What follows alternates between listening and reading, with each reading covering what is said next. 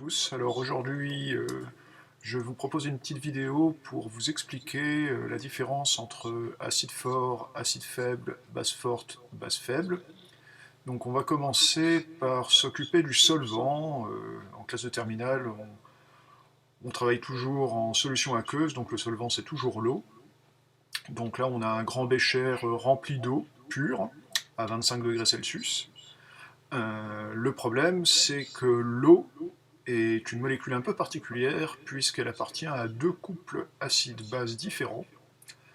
Elle appartient à un couple où elle joue le rôle de l'acide et elle appartient à un autre couple où elle joue le rôle de la base.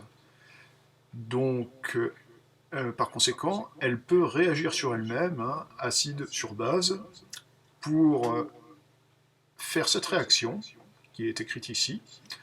Cette réaction s'appelle l'autoprotolyse de l'eau. Le préfixe auto veut bien dire qu'elle réagit sur elle-même. Hein. Donc on a deux molécules d'eau, une première qui réagit sur une deuxième, pour donner, via une réaction limitée, c'est pour ça qu'il y a une double flèche ici, deux ions, les ions oxonium, symbolisés en orange foncé, et les ions hydroxyde, symbolisés en bleu. Ceci veut dire que même quand on a de l'eau pure, eh bien, il n'y a pas dans le bécher que des molécules H2O, mais il y a aussi un petit peu d'ions H3O+, et d'ions HO-. Ce qui veut dire, au final, que si je regarde un peu la distribution des espèces, j'ai énormément d'eau H2O, mais quand même un petit peu de molécules H3O+, et de molécules et de d'ions HO-. Du coup, l'eau, si elle était pure, serait un isolant parfait, puisque vous savez que pour qu'une solution conduise le courant, il faut qu'elle contienne des ions. Or, l'eau pure n'est pas un isolant parfait, puisqu'elle contient quand même un petit peu d'ions. Alors on va le vérifier. Là, j'ai une ampoule électrique avec une pile, hein, et deux électrodes que je plonge dans mon bécher. Et qu'est-ce que je constate? Je constate que la lampe, même si elle s'allume très faiblement, eh bien, elle s'allume quand même un petit peu, à cause de la présence de quelques ions dans le bécher, qui permettent le passage du courant. Autre chose qu'on peut vérifier, vous le savez depuis longtemps, à 25 degrés Celsius, si on mesure le pH de l'eau pure, eh bien on obtient 7. Alors cette valeur, attention, n'est valable qu'à 25 degrés Celsius. Bon, alors maintenant qu'on a compris ce qui se passe avec l'eau, on va essayer de voir ce qui se passe si je dissous un acide fort dans de l'eau. Donc là, l'acide fort est représenté par la molécule gris foncé et symbolisé par la molécule HA. Donc je la fais réagir avec de l'eau. L'eau est le solvant, donc il est en large excès. Alors d'ailleurs, je peux le montrer, voilà, je le fais apparaître, le solvant. Et il y a plein de molécules grises qui correspondent à des molécules d'eau.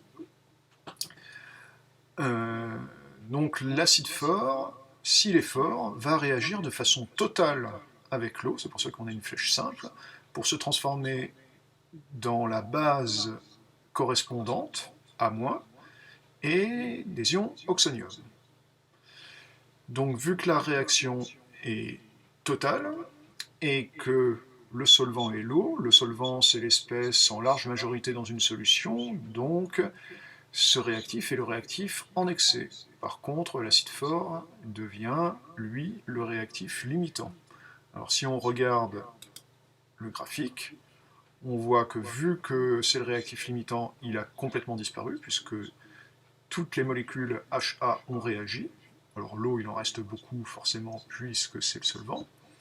Et les ions A- et H3O+, ont été fabriqués dans une proportion qui correspond à ce qu'on avait au départ d'acide fort, et surtout dans des quantités identiques, tout simplement parce que le coefficient stoichiométrique de ces deux espèces est identique dans l'équation.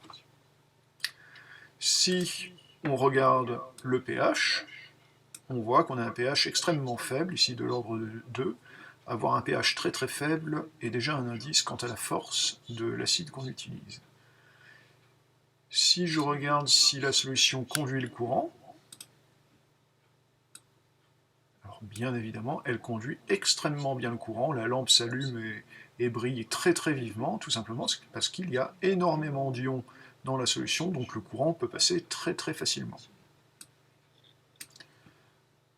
Quelle différence va y avoir avec un acide faible? Alors, un acide faible, la principale différence, c'est que la réaction n'est plus totale, la réaction devient limitée.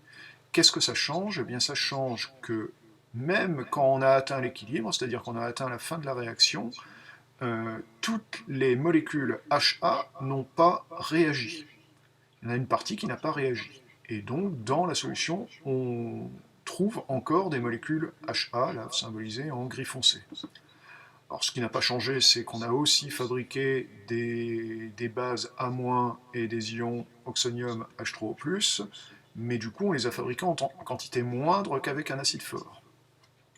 L'eau est toujours le solvant et est toujours en large excès. Alors, si on regarde les concentrations molaires correspondantes, l'eau est toujours en très très large excès. Il reste donc de l'acide faible, et on a fabriqué de la base correspondante et des ions oxonium, toujours en quantité équivalente, toujours à cause des coefficients stoichiométriques qui sont identiques. Pour le pH, on voit que le pH est de l'ordre de 4,5. Alors c'est un pH qui reste un pH acide, mais qui est nettement plus élevé qu'un pH qu'on obtiendrait avec un acide fort. Pour voir si ça conduit le courant, on voit que ça conduit bien le courant, hein, la lampe s'allume, mais elle s'allume avec un éclat qui est bien moins vif qu'avec un acide fort, tout simplement parce qu'il y a bien des ions dans la solution, mais il y en a en quantité moindre qu'avec un acide fort. On va maintenant passer à ce qui se passe avec une base forte. Alors, avec une base forte, on dit que la base est forte quand la réaction de la base avec l'eau est totale. Alors ici, j'ai une base forte. Alors, le M symbolise un métal. Vous pouvez imaginer par exemple que c'est du sodium, par exemple NaOH. NaOH, c'est une base forte, hein, c'est la base qui s'appelle la soude, ou plutôt l'hydroxyde de sodium, qui se dissout très très bien dans l'eau, pour la bonne raison qu'elle se dissout de façon totale dans l'eau, pour obtenir Na+, et HO-.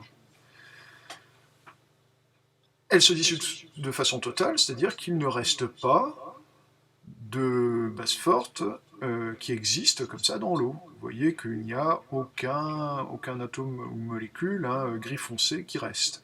On n'a que des ions métalliques, symbolisés en jaune, là, et des ions hydroxydes, symbolisés en bleu. Si on regarde le graphique, effectivement, le réactif a disparu. Par contre, les deux produits ont été fabriqués en quantité identique, parce que, toujours encore une fois, les coefficients stoichiométriques sont identiques. Si on regarde le pH de ce qu'on a pour une base forte, on a un pH très élevé, ici de l'ordre de 12. Avoir un pH très élevé est déjà un bon indice qui nous dit que la base qu'on utilise est relativement forte. Est-ce que cette solution dans laquelle on a dissous une base forte conduit bien le courant? On regarde. Effectivement, ça conduit très très bien le courant, la lampe s'allume très très vivement. Alors pourquoi? Parce qu'il y a énormément d'ions dans la solution, donc la solution conduit très très bien le courant. Alors que va-t-il se passer avec une base faible? Vous l'avez peut-être déjà deviné.